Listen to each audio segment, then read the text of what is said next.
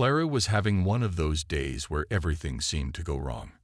She woke up late, spilled coffee on her favorite blouse, and missed the bus. By the time she reached the crowded coffee shop near her office, she was already stressed and running behind schedule. As she stood in line, scrolling through emails on her phone, she didn't even notice when the barista handed her the latte she had ordered. Absent-mindedly, she grabbed the cup, stuffed her wallet into her bag, and rushed out without a second thought. The morning flew by in a blur of meetings and deadlines. It wasn't until lunchtime that Clara realized something was missing. She opened her bag to pay for her meal but froze. Her wallet was gone. Panic set in as she frantically searched every pocket and compartment. Her mind raced with worst-case scenarios. Canceled credit cards. Hours spent at the bank, replacing her ID.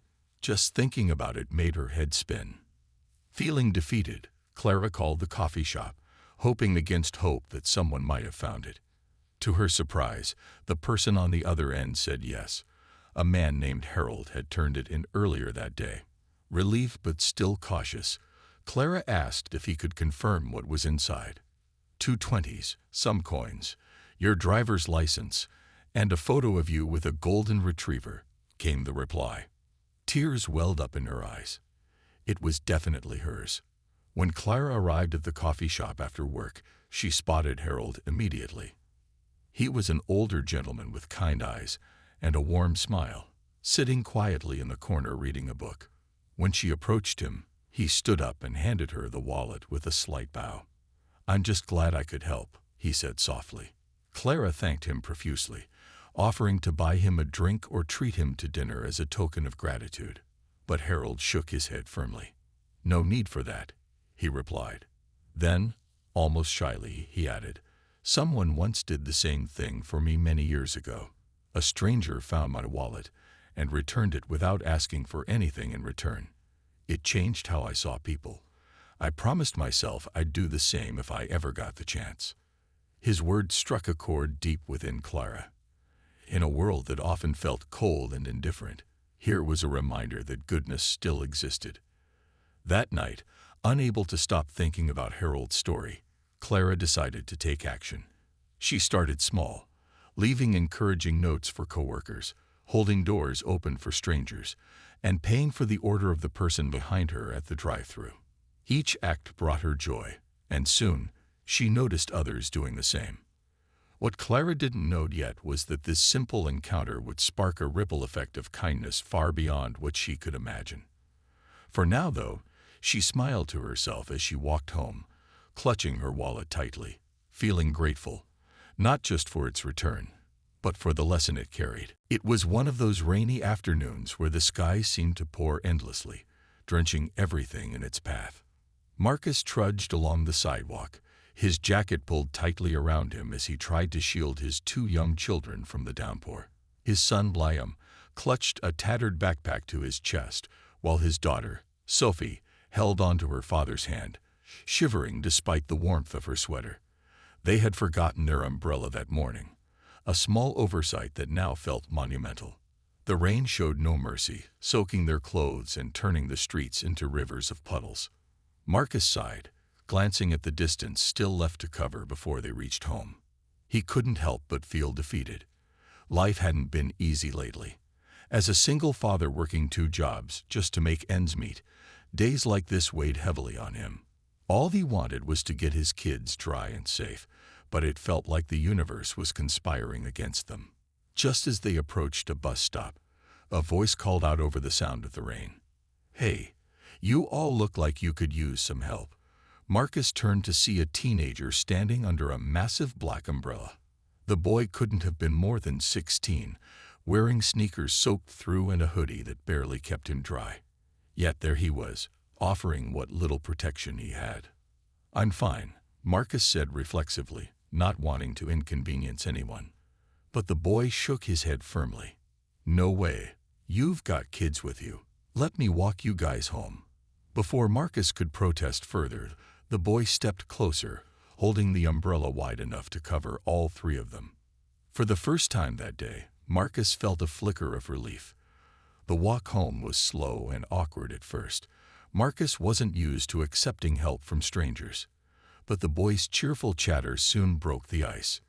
He introduced himself as Ethan and joked about how his mom always teased him for carrying such a big umbrella. "She says I act like I'm preparing for a hurricane," he laughed. Guess she was right. By the time they reached Marcus's front door, the rain had eased slightly, though the air remained heavy with moisture. Marcus turned to thank Ethan, who simply shrugged. "It's no big deal. Just doing what anyone would do." Before Marcus could offer anything in return, even a cup of hot cocoa, Ethan waved goodbye and disappeared back into the rain. That night, as Marcus tucked his children into bed, he found himself reflecting on the encounter. It wasn't just the umbrella. It was the kindness behind it. In a world that often felt harsh and indifferent, Ethan's selflessness reminded Marcus that good people still existed. Inspired, Marcus decided to pay it forward. Over the next few weeks, he began volunteering at a local shelter, helping families who were struggling even more than he was. What Marcus didn't realize was that his decision would inspire others around him too. One evening, while serving meals at the shelter, he noticed a familiar face among the volunteers. It was Ethan, the boy with the oversized umbrella. When their eyes met, both smiled knowingly, silently acknowledging the ripple effect of kindness that had brought them together again. The grocery store was unusually crowded that evening, filled with the hum of chatter and the clatter of carts rolling across tiled floors. Rachel stood in the checkout line, her heart heavy with worry.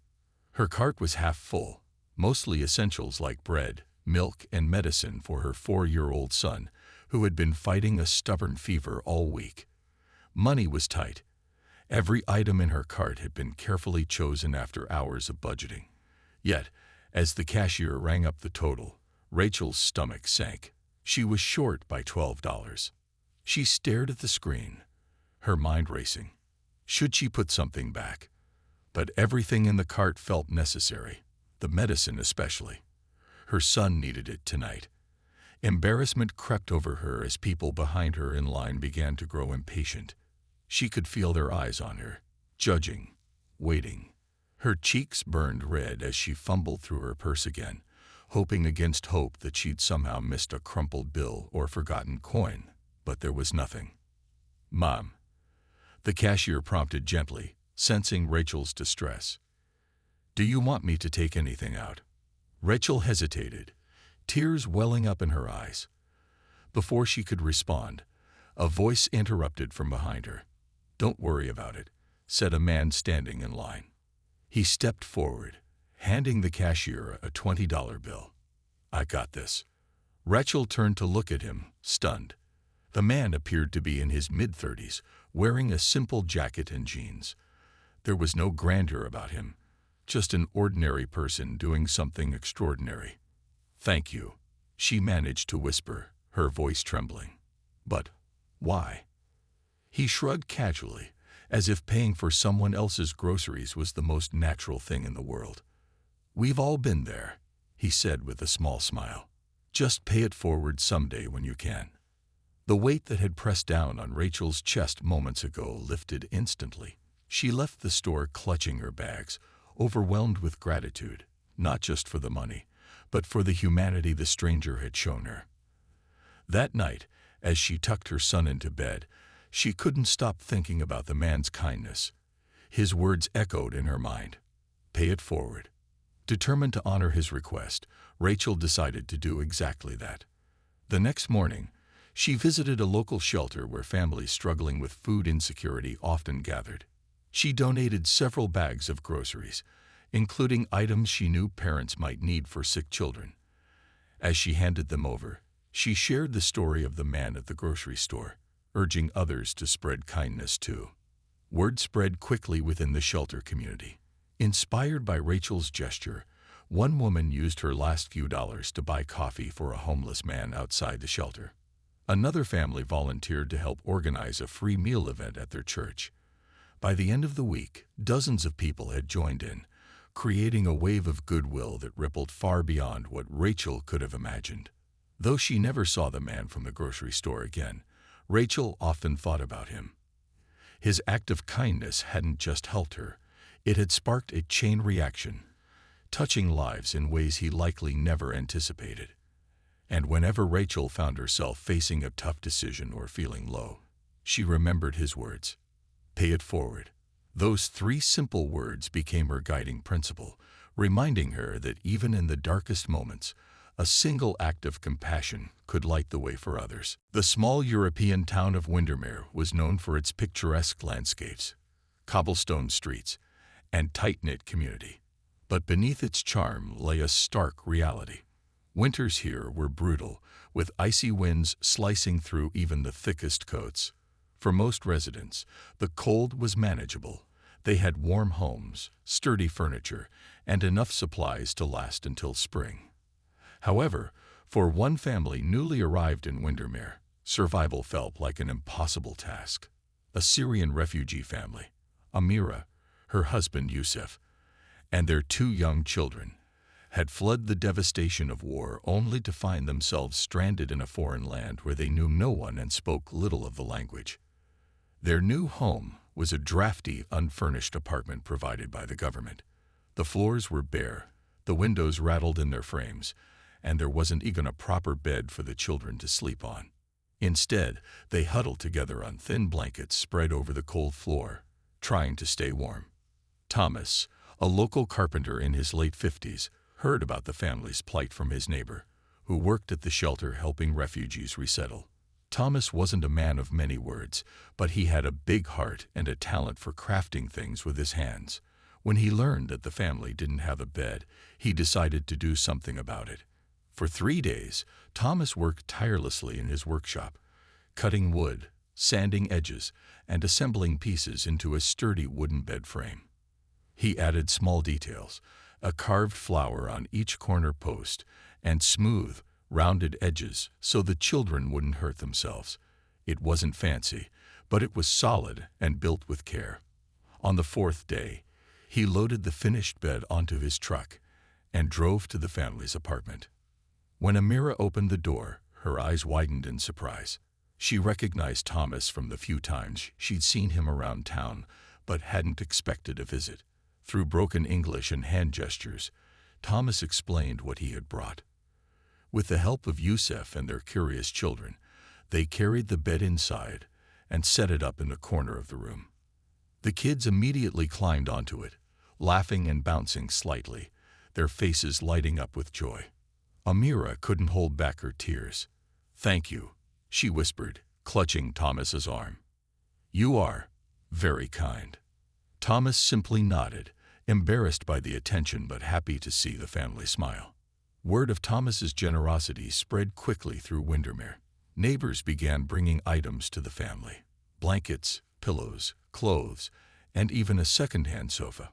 A local bakery donated fresh bread every week, while a teacher offered free English lessons to Amira and Yusuf. Slowly but surely, the once empty apartment transformed into a cozy home filled with warmth and love. What started as a single act of kindness became a movement within the town. People realized how much they could accomplish when they came together. By spring, Windermere had formed a committee dedicated to supporting other refugee families arriving in the area. Thomas remained at the center of it all, quietly continuing his work, building beds, shelves, and tables for those in need.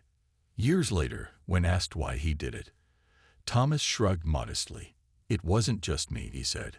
"Everyone pitched in. I just gave them a place to start." His humility only made people admire him more.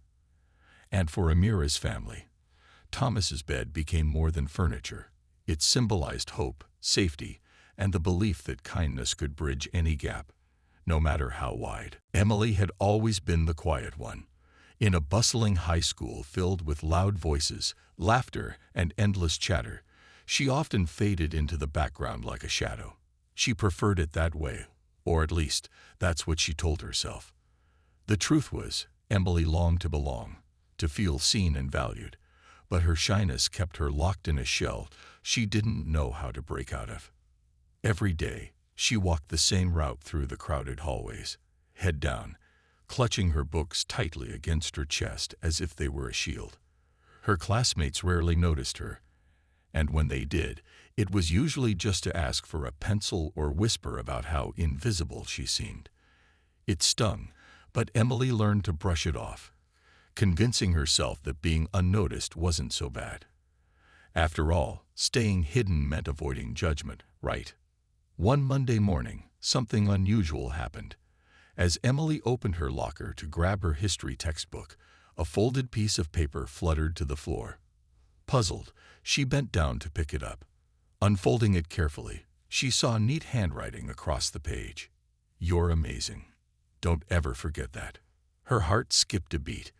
Was this some kind of prank? She glanced around, half expecting someone to laugh or call her name, but no one was paying attention to her. Shaking her head, she stuffed the note into her pocket and went on with her day, trying not to read too much into it. The next morning, another note awaited her in her locker. This time, it read, "Your smile lights up the room, even if you don't realize it." Emily felt a lump rise in her throat. Who could be leaving these messages? And why? Part of her wanted to believe they were genuine, but doubt lingered in the back of her mind. Maybe someone was playing a cruel joke. But then came a third note. "Keep shining. You inspire others more than you think." By now, curiosity and hope had taken root in Emily's heart. Whoever was writing these notes seemed to truly care. Slowly, she began to wonder if maybe, just maybe, she wasn't as invisible as she thought. Over the next few weeks, the notes continued to appear, sometimes daily, sometimes every other day. Each one carried a new message of encouragement, reminding Emily of her worth and potential. Bit by bit, the words chipped away at the walls she had built around herself. For the first time in years, Emily started raising her hand in class, joining group discussions, and even smiling at strangers in the hallway. Eventually, her confidence grew enough for her to confront the mystery. One afternoon, she decided to arrive at school early, hoping to catch whoever was leaving the notes. Hiding behind a row of lockers, she waited anxiously until she spotted someone approaching. Mr. Dawson, the elderly janitor who worked late shifts cleaning the school. He moved slowly, placing a bright yellow sticky note inside her locker before turning to leave. Emily stepped forward, her voice trembling. "Mr. Dawson, were you the one leaving those notes?" The old man paused, looking surprised but not guilty. With a gentle smile, he nodded. "I noticed you seemed lonely," he said softly. "Everyone deserves to hear something kind once in a while. I thought maybe you needed to hear it most." Tears welled up in Emily's eyes as she hugged him tightly. From that moment on, she made it her mission to spread the same kindness Mr. Dawson had shown her. Years later, as a teacher herself, Emily kept a stash of sticky notes in her desk, ready to remind her students of their own brilliance whenever they doubted themselves. And every time she wrote one, she thought of the janitor who had changed her life. One tiny note at a time. Rachel's mornings always started the same way. A quick shower, a cup of coffee she barely had time to finish, and a stop at the drive-thru for breakfast before her shift at the hospital. She was a nurse, and her job demanded everything from her: energy, patience, and often sacrifices. On this particular morning, however, something unusual happened that would change not just her day but the entire mood of the town. It was a chilly autumn morning, with golden leaves swirling in the breeze and the faint smell of pumpkin spice lingering in the air. Rachel pulled into the fast food drive-thru, still half asleep, and scrolling through her phone to check her schedule for the day. When she reached the payment window, the cashier leaned out with a grin. "Your order's been paid for," she said brightly. Rachel blinked in confusion. "What? By who?" "The car ahead of you," the cashier replied, pointing toward the road where a red sedan was already pulling away. Rachel stared after it, stunned. She didn't recognize the car or its driver, and she hadn't done anything to deserve such kindness. It wasn't her birthday, and she hadn't mentioned being short on cash. It was simply a random act of generosity. For the first time in weeks, Rachel felt a spark of warmth in her chest, cutting through the exhaustion that usually weighed her down. Determined to keep the chain going, Rachel made up her mind right then and there. When the cashier handed her the next customer's total, a young mother with 2 kids in the backseat, Rachel smiled and said, "Put it on my bill." The woman looked surprised, then overwhelmed with gratitude. "Are you sure?" she asked hesitantly. Rachel nodded. "Absolutely. Someone did the same for me." The ripple effect began almost immediately. The young mother decided to pay for the order behind her, a college student juggling textbooks and a travel mug. Touched by the gesture, the student paid for the next car, which belonged to an elderly couple picking up coffee on their way to visit family. By noon, nearly 50 cars had participated in the chain of paying it forward, turning what could have been an ordinary day into something extraordinary. News of the drive-through kindness spread quickly. Employees at the restaurant posted about it on social media, and soon local news outlets picked up the story. People in neighboring towns heard about the chain and drove to Windermere just to join in. Some brought handwritten notes to leave with their payments, expressing gratitude for the reminder that humanity still existed in small, beautiful ways. For Rachel, the experience was transformative. As a nurse, she spent her days caring for others, but lately, she'd felt drained and disconnected. Witnessing the impact of one simple act reignited her belief in the power of community. That evening, as she sat in her car after work, she reflected on how far her decision had traveled. What started as a stranger's unexpected generosity had grown into a movement that touched hundreds of lives, including hers. The following week, Rachel returned to the same drive-through, curious if anyone else might be inspired to start another chain. Sure enough, when she reached the window, the cashier told her, "The car ahead of you paid for your meal." Rachel laughed softly, shaking her head in amazement. This time, instead of passing it forward, she decided to thank the person directly. Pulling up beside the car, a silver minivan driven by a middle-aged man, she rolled down her window and waved. "Thank you," she called out. "You've made my day." The man smiled warmly. "No problem. Someone once did the same for me." And so the cycle continued, proving that even the smallest acts of kindness could create waves of compassion capable of reaching farther than anyone imagined. George wasn't a man who liked to ask for help. At 72 years old, he had spent most of his life taking care of himself and solving his own problems. But when his beloved dog, Max, went missing during a violent thunderstorm, George's tough exterior cracked. Max wasn't just a pet, he was family. The golden retriever had been by George's side through some of the hardest moments of his life, including the loss of his wife 5 years earlier. Without Max, the house felt empty, and George's heart ached in a way he hadn't felt in years. For weeks, George searched tirelessly. He walked the neighborhood with a flashlight late into the night, posted flyers around town, and even visited local animal shelters hoping someone might have found him. But as days turned into weeks, hope began to fade. Friends tried to comfort him, saying things like, he was getting old anyway, or at least he lived a good life. But none of it eased the heavy sadness that weighed on George's shoulders. One evening, as George sat alone in his living room staring at Max's empty food bowl, there was a knock at the door. He opened it to find a young boy standing there, soaked from the rain, holding Max on a leash. The dog looked thinner than before, with matted fur and a few scratches, but his tail wagged furiously when he saw George. "Is this your dog?" the boy asked shyly, his voice barely above a whisper. Tears streamed down George's face as he knelt to hug Max tightly. Yes, this is my boy," he exclaimed, his voice trembling with emotion. Turning to the boy, he added, "Where did you find him?" The boy explained that he'd discovered Max hiding under a bush near the park, scared and hungry. Not knowing what else to do, he'd taken the dog home and cared for him while searching for his owner. "I saw your flyer yesterday," the boy said, handing George a crumpled piece of paper. "I wanted to bring him back as soon as I could." George couldn't stop thanking the boy, whose name was Liam. "You saved him," George said, his voice thick with gratitude. How can I ever repay you?"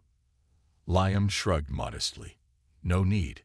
I didn't want him to be alone." That simple statement struck a chord deep within George. He realized how much Liam reminded him of himself at that age. Kind-hearted, responsible, and willing to go out of his way to help others. Over the next few weeks, George invited Liam over regularly, treating him to ice cream, teaching him how to play chess, and sharing stories about Max's antics over the years. In return, Liam helped George with small chores around the house, like raking leaves or carrying groceries. Their bond grew stronger with each visit, filling a void in both their lives. For George, Liam became like a grandson, bringing laughter and energy back into his quiet home. And for Liam, George became a mentor, a grandfather figure who listened without judgment and encouraged him to believe in himself. One day, as they sat together on the porch watching Max chase butterflies in the yard, Liam looked up at George and said, "You know, you're kind of like Max. You make people feel better just by being around." George chuckled softly, touched by the comparison. "Well, if I'm anything like Max, then I must be doing something right." From that moment on, George made it a point to pay forward the kindness Liam had shown him. He started volunteering at the local library, reading stories to children during storytime sessions. He also joined a community group that trained therapy dogs, inspired by how much joy Max brought to his own life. Every time he saw Liam or watched Max play happily in the yard, George was reminded of the incredible impact one act of kindness could have, not just on a person, but on an entire community. And though neither of them realized it at the time, their friendship would become part of a larger tapestry of compassion that connected everyone involved in these random acts of kindness, a reminder that even in the darkest storms, light could always be found.